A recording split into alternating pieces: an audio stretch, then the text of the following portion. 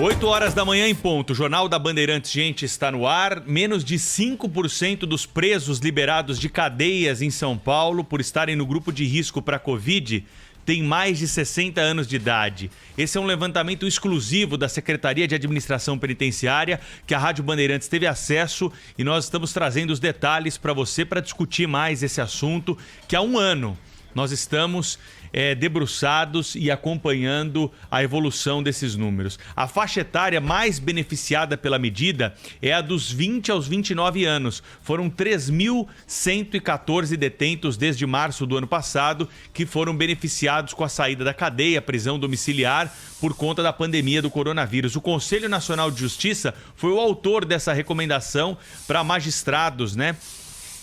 Para que os magistrados tivessem uma atenção especial com quem? Com os presos idosos e aqueles que têm comorbidade por causa da pandemia. Então imaginava-se o quê?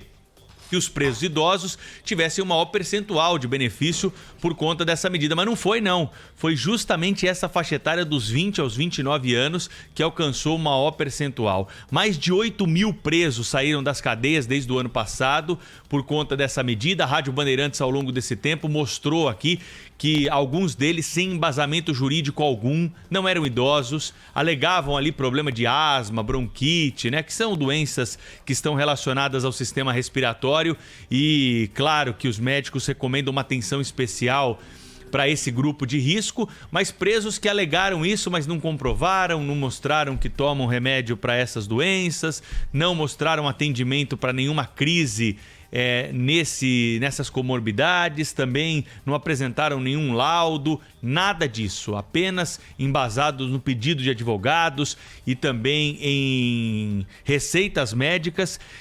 Alguns juízes acabaram liberando então esses bandidos da cadeia. É uma situação muito preocupante, né? Porque a gente vê o avanço da criminalidade também, à medida em que a pandemia também vai avançando, o crime não para, a polícia tem realizado aí blitz e apreensão recorde, número de recapturados sempre recorde também, o que mostra que a criminalidade continua à solta, né? E as ações mais ousadas do crime organizado, né? Que afinal de contas estão diretamente relacionadas a esse poder que o crime organizado tem dentro e fora também das cadeias, principalmente quando uma liderança, quando alguém importante para o crime organizado consegue voltar às ruas para se associar com esses bandidos. Também, meus amigos, nós temos outros números aqui que são interessantes desse levantamento, viu, Cláudio, Thaís, para todos que gostam, né, de acompanhar essas informações aqui pela Rádio Bandeirantes, que são preocupados com a segurança pública. Para vocês terem uma ideia, alguns presos foram soltos mais de uma vez durante a pandemia. E como que é essa situação, né? Então ele foi solto uma vez, com base sempre na recomendação lá do CNJ, né? Nós não estamos tratando aqui de outros habeas corpus, de outros casos, estamos tratando apenas dos presos que tiveram o benefício concedido com base nessa recomendação do CNJ. 234 presos no estado de São Paulo, eles foram soltos mais de uma vez com base nessa recomendação. Então o preso estava preso lá, o advogado chegou e falou: olha, o meu cliente, ele tem comorbidade, ele é idoso, ele é do grupo de risco para o coronavírus. A justiça soltou o cidadão. Ele foi pego pela polícia cometendo um outro crime. Aí ele voltou para a cadeia, o advogado entrou de novo com o pedido: olha, o meu cliente aí está no grupo de risco para o coronavírus. E a justiça soltou de novo. Então 234 presos viveram essa situação ao longo desse último ano. 14 presos no estado de São Paulo foram soltos 3 vezes. Não bastaram 2 vezes, não. 3 vezes que eles foram soltos, presos, solto, preso, e assim foi sucessivamente. E um preso no estado de São Paulo acabou sendo solto 4 vezes ao longo desse ano, né? 4 vezes ele foi liberado da cadeia pela justiça, sempre, repito aqui, com a alegação de que está no grupo de risco para a Covid-19. Quer dizer, se ele foi solto 4 vezes, o que pode se esperar da justiça nesse caso, depois de tantas e tantas vezes, né, que a polícia o recuperou. Esse é o exemplo clássico do trabalho de enxuga-gelo que por vezes também a gente fala aqui na programação da Rádio Bandeirantes. É verdade também que o número de presos beneficiados com essa medida em São Paulo caiu. Nós tínhamos aí um número de 1.570 em março do ano passado, de presos liberados, né? E agora em março desse ano nós tivemos 340. 240. Então caiu, mas também não tem mais tanto preso assim para liberar, né? Já estão tudo na rua aí, então tem que ser levado em conta também essa situação. E o que chama atenção mesmo, Thaís e Cláudio, além dessa peculiaridade aí desse caso específico, né, de um preso que foi solto 4 vezes, mas é emblemático, para mim é a questão da idade, né? A faixa etária dos 20 aos 29 anos concentrar o maior percentual de presos soltos com base em recomendação de Covid, né? 20 e 29 anos são jovens, né? Tem aí, claro que saúde, um ou outro pode ter um problema mais sério, precisa de uma atenção mais séria, a gente até entende, mas não é o caso também de colocá-lo em prisão domiciliar.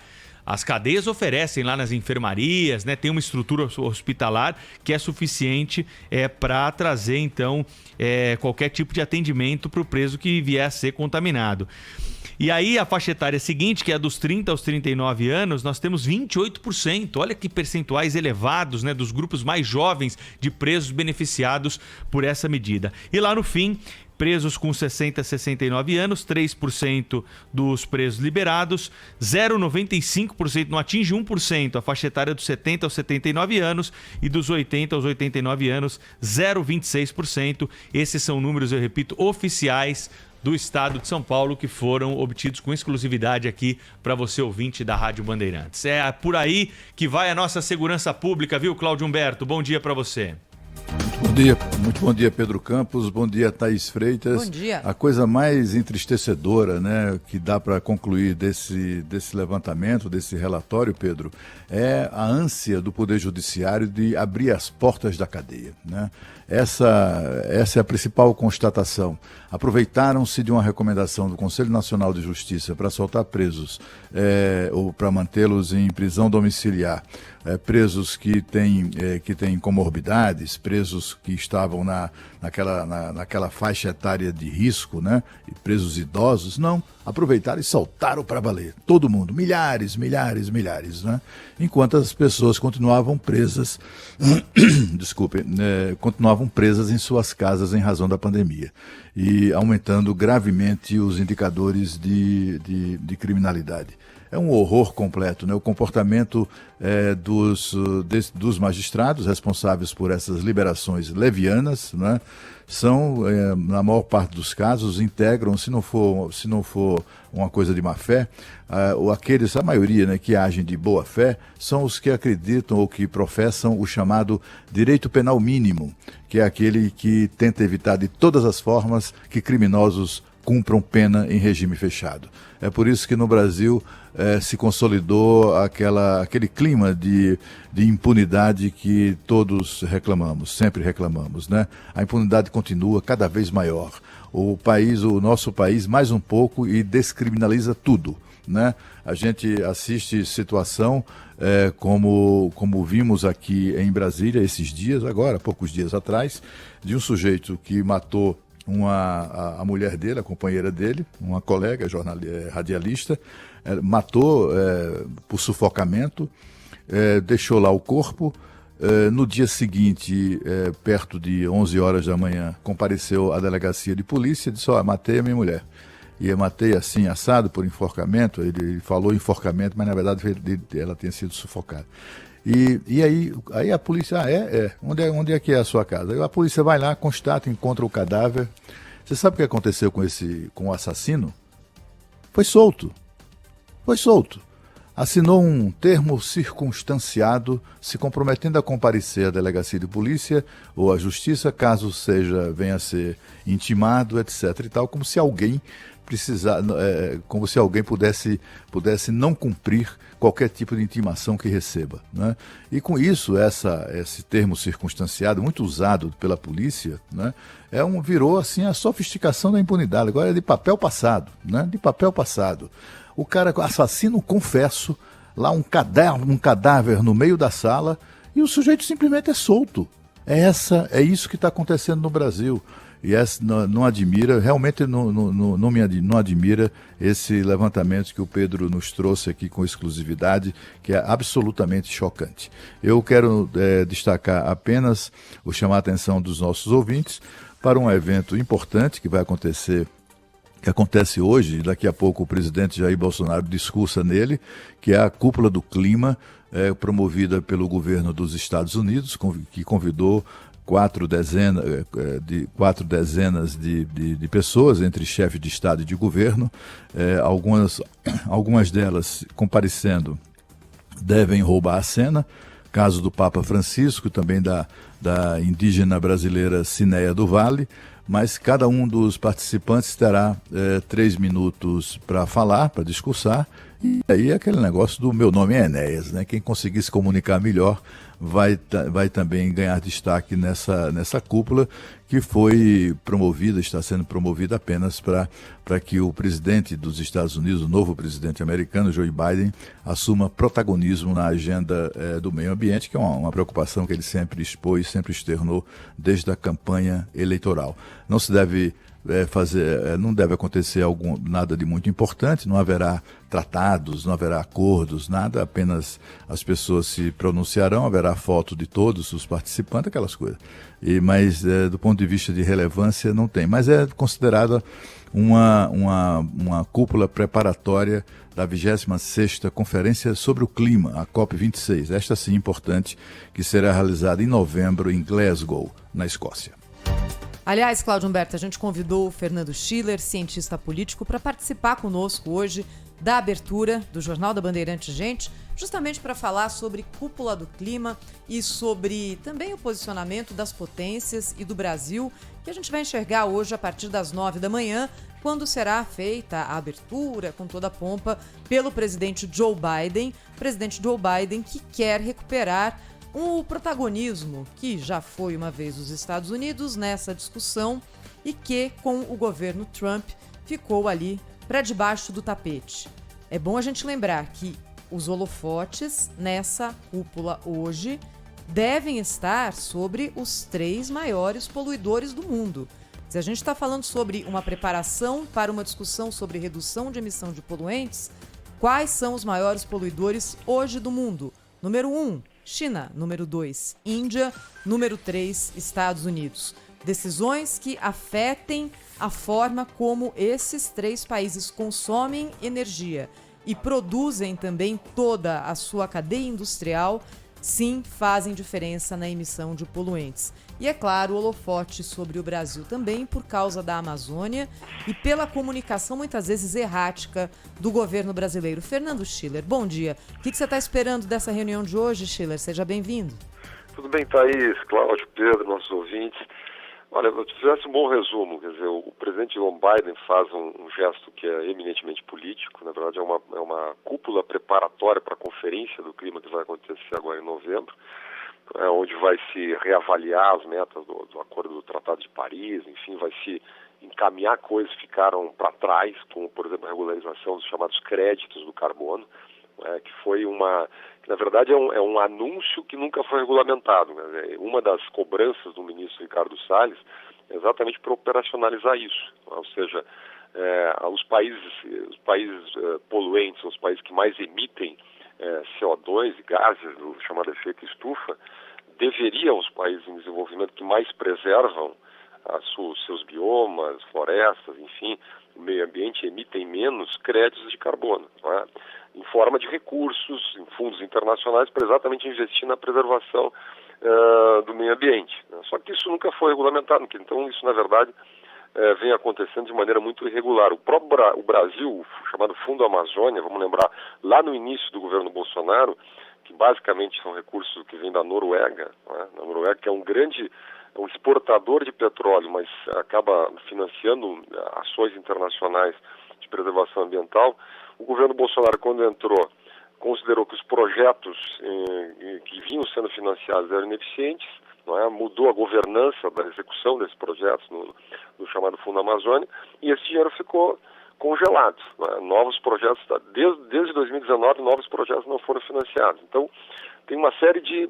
O governo daí tem um jogo de empurra-empurra. Né? O governo brasileiro diz que precisa de autorização da Noruega, que é o principal financiador, mais de 90% desses recursos para tocar os projetos.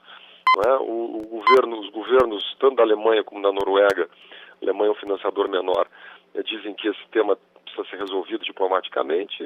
E você sabe que no mundo da diplomacia essas questões são lentas. Não é? Então é muita discussão, vai-se de cúpula em cúpula, de conferência em conferência, e as mudanças são muito lentas, não é? Mas vamos lá, o Brasil, nessa lista aí dos maiores emissores, o Brasil ocupa a 14ª posição, não é? O Brasil emite 5% de gás do que emite a China. Quer dizer, o Brasil nesse plano é um peixe pequeno, literalmente um peixe pequeno, não é? Como existe um problema, primeiro, de natureza política com o governo Bolsonaro, né? Eu passei ontem o dia conversando com algumas pessoas e lendo sobre esse tema.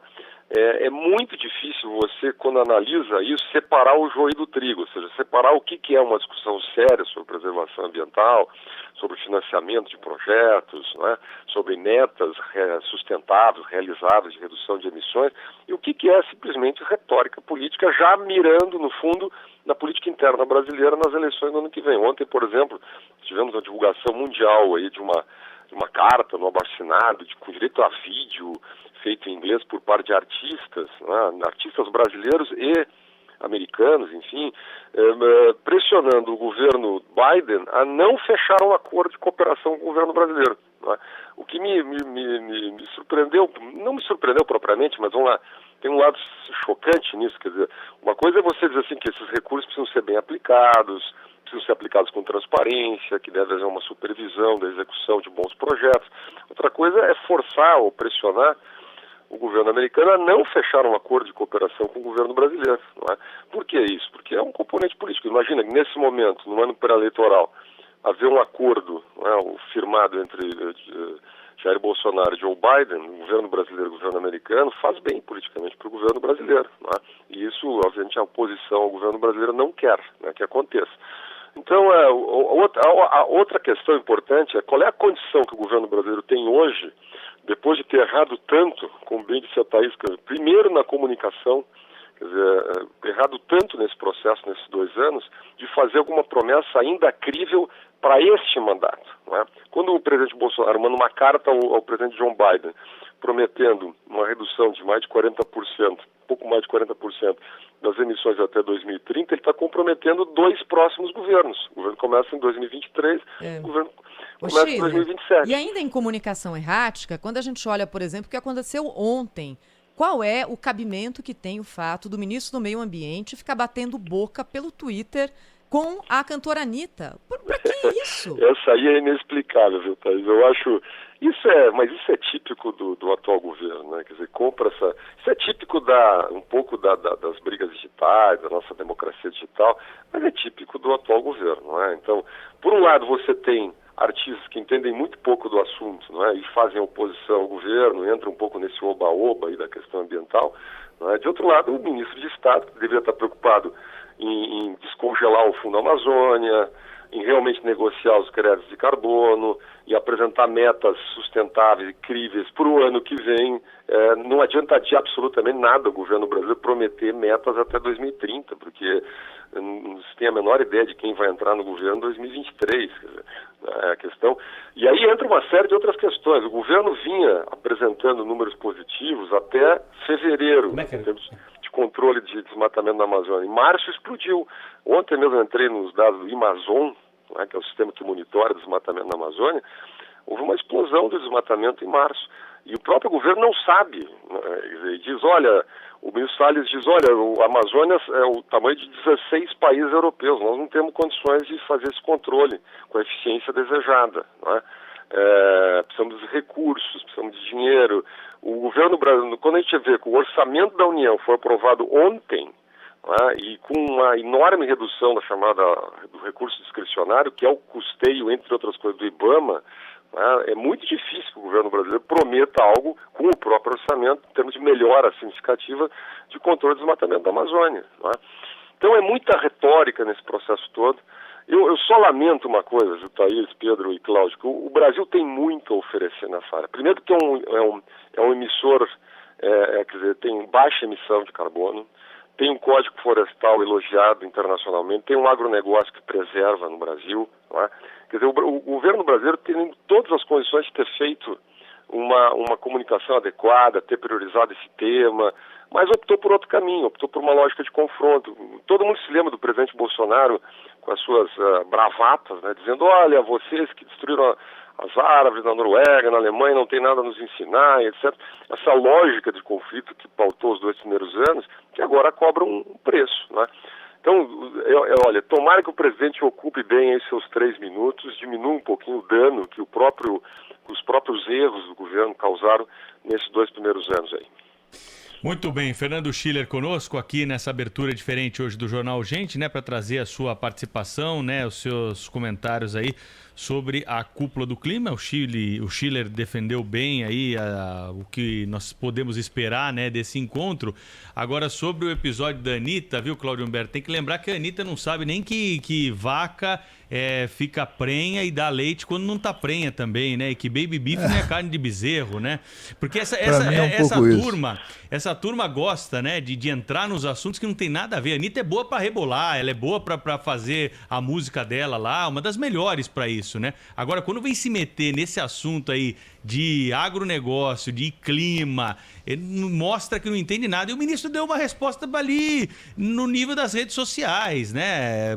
Tentando infantilizar um pouco essa discussão que, claro, que não teve a propriedade do discurso que o Schiller trouxe para nós aqui, né? Eu acho que o ministro se rebaixa quando faz isso, Pedro. Todo mundo tem direito de falar o que quiser, inclusive bobagem. Aí deixa esse cara falando isso. Você tem que ter uma outra forma dentro do governo de combater esse tipo de coisa, que não seja o ministro se expondo pessoalmente num bate-boca em rede social. Não vai bate-boca, Thaís, também é o seguinte, assim, a lógica mudou muito. As redes sociais mudaram essa lógica, né? Claro. Você pega pessoas próximas da idiotia, falando sobre assuntos que não entende, né, e ofendendo, inclusive, os outros, ofendendo o ministro, e ninguém saindo em defesa do ministro, né, ninguém...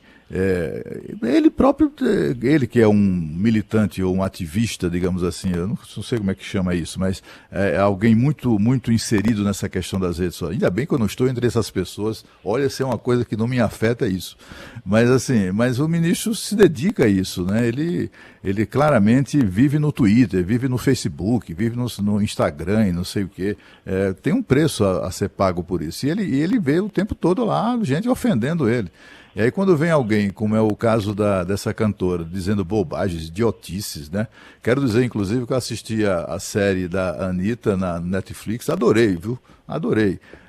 E ela é uma mulher de muita fibra, muita garra. Peraí, venceu Cláudio. por conta disso. A notícia aqui você assistiu a série da Anitta no Netflix. Todinha. Que surpreendente. Assisti todinha e adorei. É uma história incrível de uma pessoa que se fez por conta do próprio esforço, construiu o próprio sucesso, né? Na área de atuação dela, assim, eu não compro discos dela, quer dizer, nunca comprei, não é uma música que eu gosto e tal, mas eu gosto muito de biografias, gosto muito de histórias de vida, e a história de vida dela é muito interessante. Agora fiquei curioso para ver o Cláudio Humberto ouvindo a Anitta. Um dia eu vou não, tocar essa música. Ouvindo você não vai me flagrar nunca. Coreografia, Mas vendo biografias e tal, eu vejo tudo, cara. Eu adoro biografias. Histórias de vida, para mim, me fascinam, né? E a história de vida dela é uma história muito interessante, muito brasileira, né? Muito, muito reveladora da garra dela, etc e tal. Mas quando ela abre aquela boca para falar de política, sai de perto, porque não sai dali nada que preste, né? Ela e muitas outras pessoas. Nessa questão aí da cúpula do clima, o que tem é o seguinte, tá uma torcida, há uma grande expectativa para que o Brasil se dê muito mal nessa cúpula do clima. Não é o Brasil se dar mal. Todo mundo está adorando adora a ideia de que o Bolsonaro vai ser enxotado, vai ser espancado, vai ser humilhado, vai passar vergonha e coisas do gênero. A gente assiste artistas e até... ativistas políticos na academia, que eu falo, né, nas universidades, pesquisadores, gente até séria, né, assinar um documento pedindo para que o governo dos Estados Unidos não assine um acordo ou algum tipo de acerto ambiental com os Estados, com o Brasil, que pode resultar na questão das vacinas. Eu acho isso um ativismo doentio. Acho isso de uma crueldade, de uma falta uma falta de responsabilidade com o país, que é um negócio espantoso, né? Agora, o Chile tem toda razão. O presidente, o governo manda muito mal na área de comunicação, não apenas nessa área do meio ambiente, mas também do modo geral, né? E apanha e continua apanhando, né? Só você ver quem ele escolhe para tomar conta da área de comunicação do governo dele, né? Começou com um general que não sabia, o general Floriano, acho que era esse nome dele. Saiu de uma reunião, ele reuniu lá os publicitários contratados pelo governo, as agências e tal, isso no começo do governo. E as pessoas saíram do encontro absolutamente espantado. O general não desconhecia rudimentos do tema, expressões usuais, tipo briefing, que é uma coisa muito usada, né? Aí alguém lá falou, olha, o governo precisa, funciona assim, general, o governo já faz um briefing. Aí ele disse, briefing? O que é briefing? Ele não sabia o que era briefing. Aí esse general é substituído pelo inacreditável Fábio Van Garten. Esse camarada fez mais mal ao governo, à comunicação do governo, do que a oposição conseguiu durante o seu período. Aí ele é substituído por um almirante, que é até boa gente, é um cara é um mestre do relacionamento, etc. e tal, não aguentou a pressão ou a influência dos filhos do presidente, que ficam querendo mandar ali e tal. Aí esse almirante é substituído por um coronel da PM. Quer dizer, só piora, né? É um governo que não quer ter qualquer tipo de atitude de comunicação minimamente eficiente. Fala, Schiller. Nelson, estava ouvindo o Cláudio aqui, concordando com ele. Eu estava lendo a carta algumas vezes, a carta que os artistas, né, emitiram ao presidente Joe Biden. Em um momento da carta, os artistas dizem o seguinte: estamos preocupados que o seu governo possa estar negociando um acordo para proteger a Amazônia com Bolsonaro nesse momento. Não é? Então, a carta, ela é uma acusação genérica contra o governo Bolsonaro, uma carta de artistas de oposição, mas o que me impressiona é que ela tem um foco muito específico, quer dizer, é o foco de que o governo americano não faça um acordo para a preservação ambiental da Amazônia. Vamos ver, o presidente Joe Biden na campanha eleitoral, todo mundo se lembra, naquele debate com o Donald Trump, ele chegou a sugerir, ele falou inclusive em 20 bilhões de dólares. Ele disse, olha, eu, se for eleito, vou colocar à disposição 20 bilhões de dólares para que o governo brasileiro possa fazer um combate duro ao desmatamento, enfim, aos incêndios, destruição da floresta na Amazônia. Né? Agora, o presidente Biden foi eleito, o governo brasileiro disse, olha, tem esse recurso, então vamos procurar um acordo. Né? O acordo pode ser muito amplo, quer dizer, pode inclusive ter supervisão do governo americano, porque é um recurso que vem de lá, supervisão de ONGs, pode-se modular isso das mais diversas formas.